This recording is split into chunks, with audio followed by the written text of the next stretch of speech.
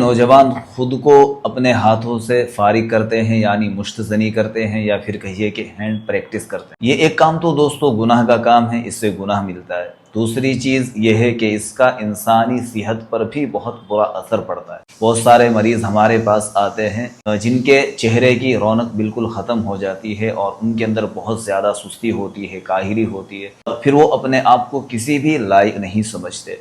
देखिए, आप इस गुनाह से बड़ी आसानी के साथ बाज रह सकते हैं अगर आप ये तसव्वुर करें कि भाई ये गुनाह है जिसे अल्लाह पाक देख रहे हैं और इससे मुझे मेरी सेहत पर बहुत बुरा असर पड़ने वाला है। और दूसरी चीज़ ये है कि आजकल के माँ बाप को भी अपने बच्चों का ज़रा ख्याल रखना चाहिए, देखना चाहिए कि हमारे बच्चों की दोस्ती किन लोगों से है, कहाँ उठते बैठते हैं, किन लोगों के पास जाते हैं, वो अपने फ़ोन के अंदर क्या क्या देख रहे हैं। तो बच्चों के लिए फिर इस डर की वजह से भी इस गुनाह से बचना आसान होगा। इस गुनाह से तौबा करें और इस वीडियो को शेयर